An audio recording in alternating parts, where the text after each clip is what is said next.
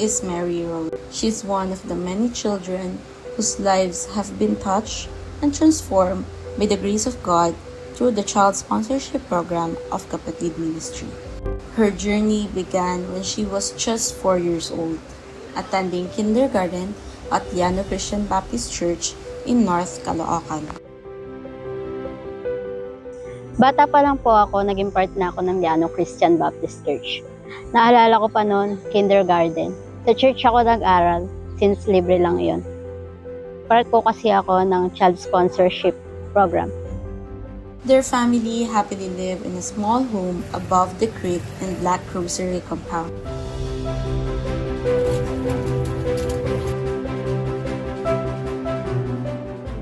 Every Monday morning, she wakes up early to prepare for school. Even now that she is in college, the child sponsorship program continues to support her. She studies in a public school where wearing a uniform is not required. Mary Rose's daily commute takes more than an hour, making her daily transportation costly. So to save money, she stays with her relatives on weekdays and returns home on weekends to serve in her church ministry. Mary Rose is now about to complete her 3rd year in college, but the road has not been easy. Growing up in poverty, it was hard for her to even imagine reaching college. After all, a college education is very expensive.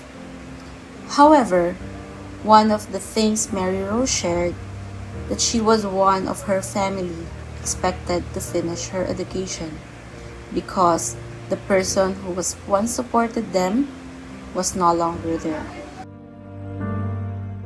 During the height of the pandemic in 2021, Mary Rose's father passed away at the age of 63.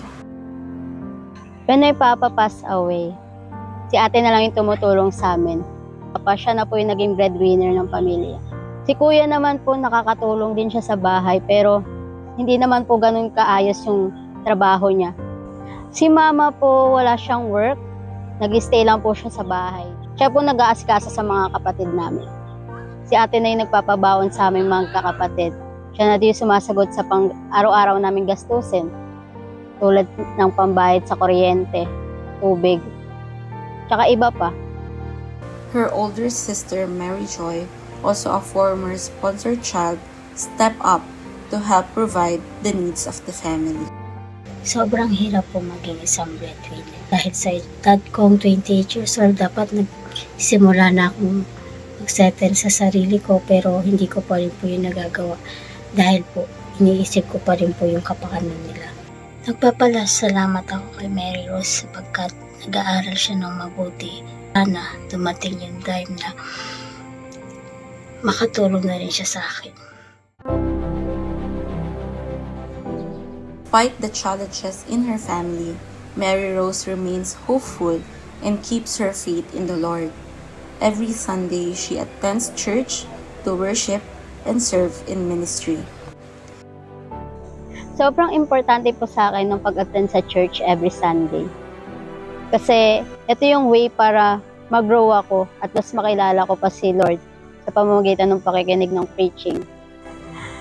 Ang mga ministry ko sa church is sa choir. Naging tech team din ako. Tumutulong ako sa kanila sa pag-aayos ng mga PowerPoint presentation. Tapos sa Young People Ministry.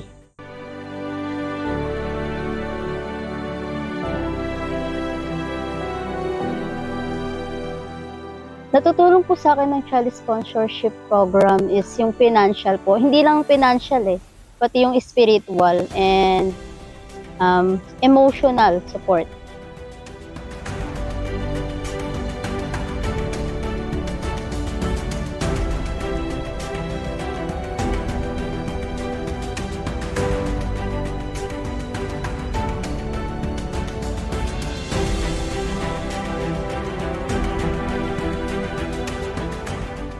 Very thankful po ako kasi sa isa ko sa nabigyan ng opportunity para matulungan nila.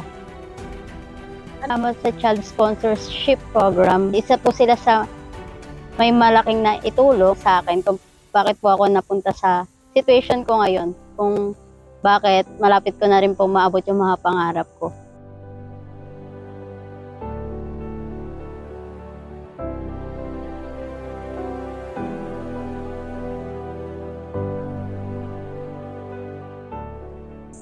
Ang pinagpapasalamat ko po sa Lord ay yung patuloy niya pong pag-bless sa family ko. Pag-provide ng mga pangangailangan namin sa araw-araw. Nagpapasalamat din po ako sa safety and good health ng family ko.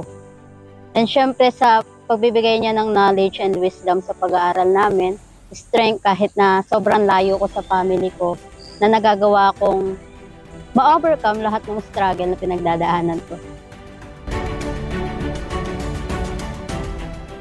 Mary Rose's prayer to enter public school was answered, as her family's and sponsor support wasn't enough. The course she took was a Bachelor of Science in Entrepreneurship. Most of her subject requires project that demands a lot of requirements. Sa tuwing nararamdaman kong papalapit na din yung pagtatapos ko, nararamdaman ko yung pressure sa pag-aaral. Kung gaano kahirap. Ang role ko sa business plan namin is financial. Sa preparation din namin sa defense, ang daming need kailangang i-ready. Like, yan, yung ginagawa namin na commercial, product photoshoot, pictorial. Sabay-sabay po talaga ngayong third year. Pag nakapagtapos po ako ng pag-aaral, gusto ko pong maghanap ng trabaho, makaipon, and makapagsimula po ng sarili kong business. At syempre, makatulong po sa family ko.